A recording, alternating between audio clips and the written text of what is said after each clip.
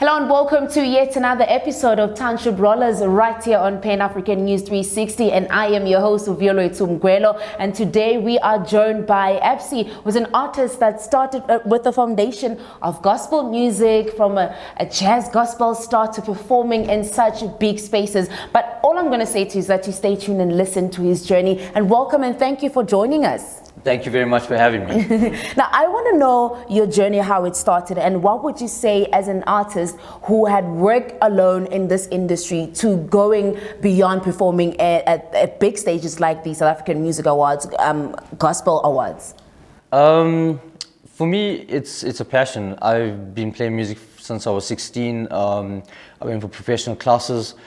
Music has always been a part of me. It's gotten me through a lot of stuff in life, and it's always motivated me to keep pursuing my dream, I guess. Mm-hmm.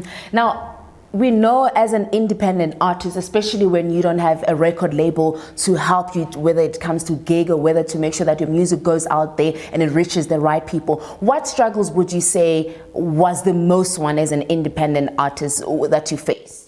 Well, there's a lot of challenges when you're independent. The benefits of being independent is that I have the autonomy to produce the style and content that I want to, or that I feel is my style, or I can interpret my narrative into my music. On the downside, without a label, you don't have the marketing services, you don't have the events planning services, and also your social media and engagement services. So we pretty much had to create that on our own. And it was really tough, but we at a point where we are gaining a lot of ground quite quickly, I'd say. Now, your album, because I want to talk about your album, Say Something, the inspiration behind Say Something, because most of the artists, when they come up with an album, it's all about the emotions, it's all about what they go through when it regards it just in life in general, but they put it down into pen, because you're also a writer, a sound engineer, or one damn package. Okay, so the album was inspired by a whole lot of emotions, a whole lot of experiences, and some challenges, I'd say, that we experienced over the last 3 years while compiling this album. I'd say that the entire album is packaged beautifully as a story. You could pretty much tell the story, and the people close to us like kind of knew, oh, this is why you did this, or this is why you said that. So it's a story of heartbreaks, here and there, falling in love. You know how artists do it, guys. We know how they do it. When they're heartbroken, they go. Next thing you're hearing your name in the album, because you are the reason that he started writing this album. Yeah, from stormy breakups to like really overcoming big challenges in life, I say it's all there in that one packed album. I know that your album, not this Friday, it's dropping the next Friday. Now let us know, how do our people get to communicate with you, your social media, and when, at what time, on what day, so that they do not miss this opportunity? Okay, so we're dropping the album on the 1st of November, and it'll be available on all the digital platforms, pretty much every digital platform around the world. We are currently working with the distribution channel to get our CDs printed and distributed to stores. That's going to take another 2 weeks to close up, but we're very excited. We also have 4 music videos that we've produced. One of them is available on YouTube and playing on our South African channels. The other 3 will be released very soon. Now, do you know where your CDs will be? What stores, so that we have to make sure that... Yeah, it's on your most popular stores, your iTunes, your Play Store, Spotify, Deezer. It's basically all there's digital platforms. Mm-hmm. Now, what would you say to upcoming artists that look up to your work? Because I feel like you've really done so great on your own as an independent artist.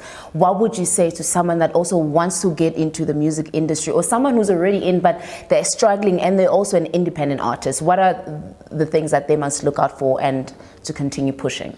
I'd say that they would firstly need to look at what their purpose is. Why are they producing music, and why are they creating music? And then look at the entire package of what you're selling. Who is your target market? Who are you making music for?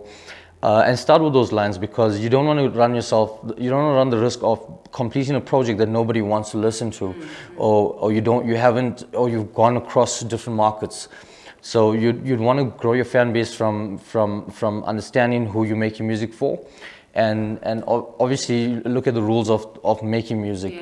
Don't change genres, like or crossovers, different types of genres.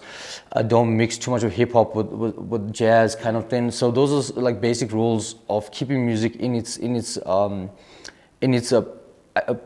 realist identity, so that when a listener listens to it the first time, they could relate to it and say, okay, this is pop music, I like it, or this is jazz, maybe my cousin would like it, or my mom would like it.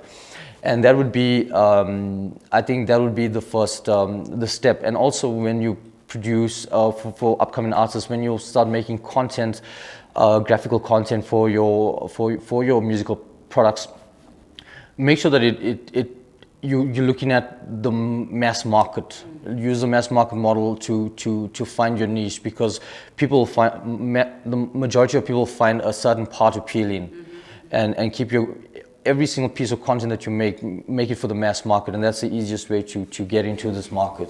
Now, where to from here? You have an album that is coming out next month. What else is coming? Because I feel like after an album, the pressure is just like videos, and everyone is just like performance. And then where do we get to get to the next time? Because right after the album, I'm sure everyone is going to be waiting for. Yeah, I've got a whole lot of gigs lined up. I'll be at the Standing Convention Center in 2 weeks, actually next week and the following week. I've got Metro FM next week Saturday as well. So there's a whole lot of radio interviews, and people, I think once they got the taste of the sound, they'll get it. Yeah, they want to follow up on it. Yeah, it's been a great journey so far. I've enjoyed every moment of it. I love what I do. I love music. I love what it does for people. I love how it interprets messages and connects people. Yeah. Well, thank you so much for your time. And well, guys, you know, from next week Friday, that will be November. You better make sure that you get that album. But from myself and the team, we'll see you guys next time.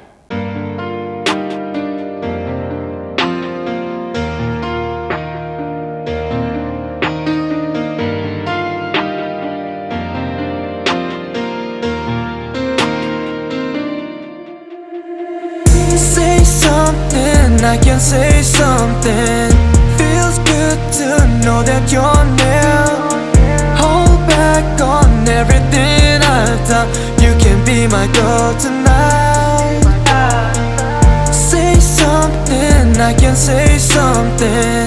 Feels good to know that you're near. Hold back on everything I've done. You can be my girl tonight.